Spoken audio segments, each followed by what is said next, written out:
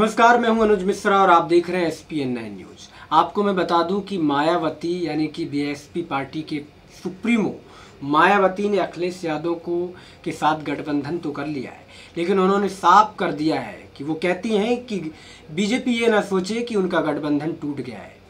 आने वाले 2019 में उनका गठबंधन बना रहेगा।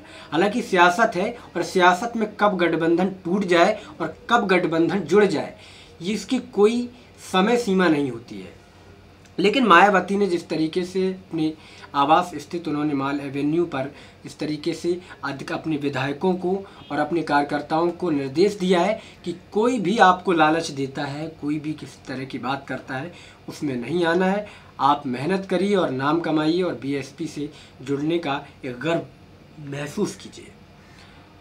डर है क्योंकि जिस तरीके से राज्यसभा चुनाव में BSP की सीट नहीं निकाल पाई है, उससे कहीं ना कहीं मायावती को अंदर से बहुत बड़ा कष्ट है और इसी को लेकर के वो साफ तौर पर बीजेपी के लिए कड़े विरोधी के रूप में खड़ी हो चुकी हैं और वो कहती हैं कि अब बीजेपी को किसी तरीके से बख्शेंगे नहीं।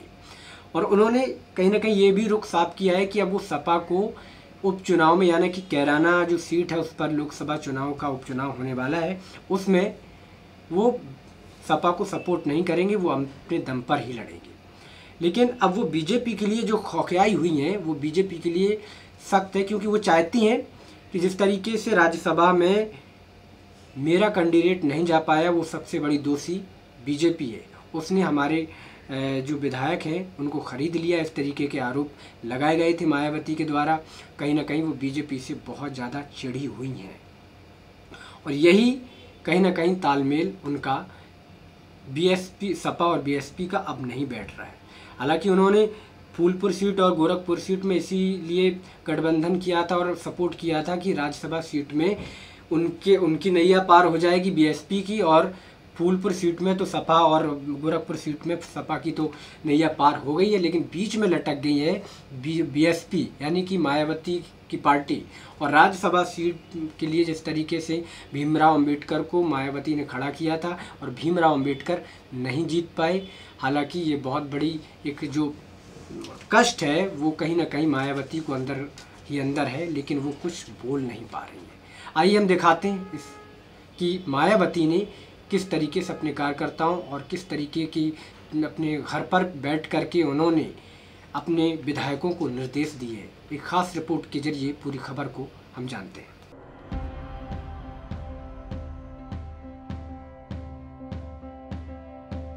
सपा से तालमेल कर 2019 की लोकसभा चुनाव की रणनीति बुन रही बहुजन समाज पार्टी की मुखिया मायावती ने सोमवार को पदाधिकारियों के बीच अपने पत्ते खोल दिए। उन्होंने स्पष्ट किया कि सपा से गठबंधन तय है और बीजेपी कितना भी भड़काने की कोशिश करे, गठबंधन टूटेगा नहीं।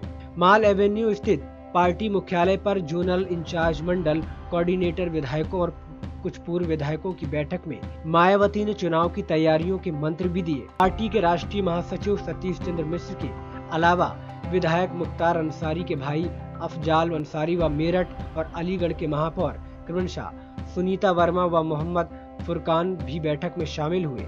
मायावती ने कहा कि जमीनी स्तर पर भी सपा से समन्वय बनाया जाए। उन्होंने यह भी कहा कि बसपा अब आगामी उपचुनाव में गोरखपुर फूलपुर की तरह सक्रिय नहीं रहेगी, लेकिन लोकसभा चुनाव पर पूरा ध्यान अभी से केंद्रित करेगी। वीवीपैट फोटोयुक्त पर्ची के इस्तेमाल की वजह से बीजेपी अब EVM में धांधली नहीं कर पाएगी और उसका किला ताश के पत्तों की तरह ढह जाएगा। कार्यकर्ताओं और पदाधिकारियों को नसीहत देते हुए उन्होंने कहा कि वो लालची न बने, बल्कि ईमानदारी से संगठन के लिए काम करके नाम पैदा करें। अपने 45 मिनट के संबोधन में मायावती ने पदाधिकारियों को मीडिया से दूर रहने की सलाह दी। कहा कि बीजेपी के इशारे पर मीडिया लड़ाने का काम कर सकती है। बीजेपी मीडिया के जरिए दोनों दलों को तोड़ने की कोशिश करेगी, इससे सावधान रहने की जरूरत है। उन्होंने चुटकी भी ली कि राज्यसभा चुनाव जीतने के बाद बीजेपी नेताओं ने यह सोचकर लड्डू खाए थे कि अब सपा बसपा में दरार होगी, लेकिन षड्यंत्र को समझकर मैंने दूसरे ही दिन प्रेस कॉन्फ्रेंस करके उन्हें लड्डू हजम नहीं होने दिए। बसपा प्रमुख ने कहा कि जो निष्ठावान विधायक मेरे साथ हैं, मैं वादा करती हूं उनका टिकट नहीं कटेगा। कोऑर्डिनेटर कितनी भी शिकायत करें, मैं उन्हें चुनाव लड़ाऊंगी और सरकार बनने पर उसमें जगह भी दी जाएगी। उन्होंने आशंका भी जताई कि गठबंधन की मजबूती को देखते हुए उन्हें परेशान किया जा सकता है, लेकिन वह इससे डरने वाली नहीं है। पदाधिकारियों को कभी भी लोकसभा चुनाव के लिए तैयार रहने का निर्देश देते हुए मायावती ने कहा कि बीजेपी मध्य प्रदेश सहित दूसरे राज्यों के चुनाव के साथ ही लोकसभा चुनाव समय से पहले करा सकती है। बसपा प्रमुख ने संगठन को मजबूत करने की दिशा में किए जा रहे कार्यों की समीक्षा करते हुए कहा कि नए सिरे से सेक्टर स्तर तक के संगठन का गठन हर हाल में 31 मई तक कर लिया जाए। 1 जून से 3 माह में 23 पदाधिकारियों वाली पोलिंग बूथ कमेटियों का गठन पूरा किया जाए। विधानसभा चुनाव के बाद मायावती ने इन कमेटियों को पूरी तरह से भंग कर दिया था। बसपा प्रमुख ने पदाधिकारियों को निर्देश दिया कि 14 अप्रैल को मंडल स्तर पर धूमधाम से डॉक्टर भीमराव अंबेडकर की जयंती मनाई जाए। राजधानी लखनऊ में गोमती नगर स्थित अंबेडकर स्मारक पर लखनऊ मंडल के सभी 6 जिलों की बड़ी संख्या में पार्टी पदाधिकारी व कार्यकर्ता जुटे। इससे पहले अपने आवास पर मीडिया से बात करते हुए मायावती ने प्रधानमंत्री नरेंद्र मोदी के मन की बात में डॉक्टर अंबेडकर का जिक्र किया जाने को लेकर उन पर निशाना साधा। कहा कि मोदी नाटकबाजी कर रहे हैं, 4.5 साल बाद उन्हें अंबेडकर याद आए हैं। मायावती ने कहा कि अंबेडकर का समता मूलक समाज व्यवस्था के निर्माण में बड़ा योगदान रहा। बीजेपी की सोच डॉक्टर अंबेडकर की तरह तो हो ही नहीं सकती। ये संकीर्ण विचारधारा की जातिवाद और सांप्रदायिक पार्टी है। इसी कारण देश की जनता ने इसको लगभग 65 से 70 वर्षों तक सत्ता से दूर रखा था। प्रदेश में सपा व बसपा के बीच 23 वर्ष बाद रिश्ते बेहतर हो रहे हैं। इसी सहयोग की समाजवादी पार्टी के 2 प्रत्याशी लोकसभा पहुंचे हैं। बसपा ने फूलपुर गोरखपुर लोकसभा उपचुनाव में सपा उम्मीदवारों को समर्थन किया था। दोनों सीटों पर सपा उम्मीदवारों ने जीत हासिल की थी। इतना ही नहीं, बीजेपी के दुर्ग गोरखपुर में बीजेपी 28 साल के बाद लोकसभा का चुनाव हार गई। सपा ने राज्यसभा चुनाव में बसपा उम्मीदवार को समर्थन दिया था, पर बसपा उम्मीदवार जीत नहीं सका।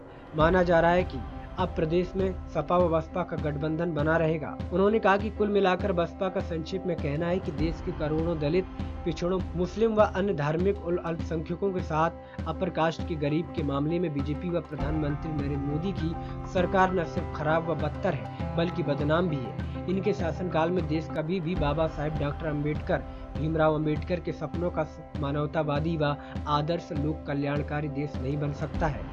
और इनके वर्तमान शासन में तो लोगों की यह धारणा और भी ज्यादा पक्की होकर उभरी है। मायावती ने कहा कि हाल ही में राज्यसभा चुनाव के आए नतीजों को लेकर 24 मार्च को मेरी प्रेस वार्ता के बाद से तो बीजेपी के सभी लोग बहुत बुरी तरह से बौखलाए व परेशान घूम रहे हैं। यह लोग तो जहां तक पर सपा व बसपा की नजदीकी को लेकर किस्म बयानबाजी कर रहे हैं। उन्हें मैं ये बताना चाहता हूं कि हमारी ये नजदीकी अपने स्वार्थ के लिए नहीं बन रही है, बल्कि केंद्र व खासकर बीजेपी शासित राज्यों में इनकी गलत नीतियों व गलत कार्यशैली की वजह से जो अब देश की आम जनता जबरदस्त परेशान में है।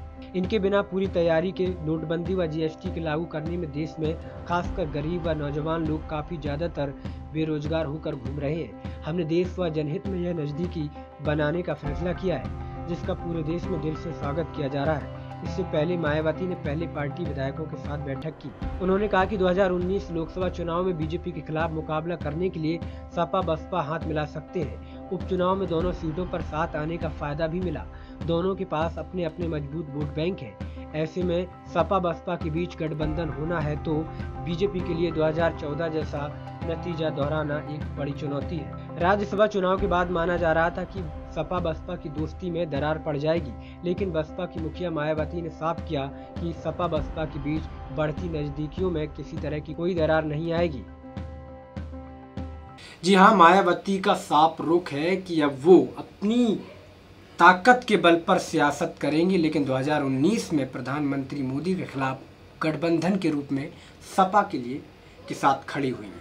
देखना ये होगा कि आने वाले दिनों में सपा और बसपा का गठबंधन टूटता है या फिर बिखर जाएगा। आज के लिए इतना ही। कल फिर मुलाकात होगी किसी नए मुद्दे के साथ। तब तक के लिए नमस्कार।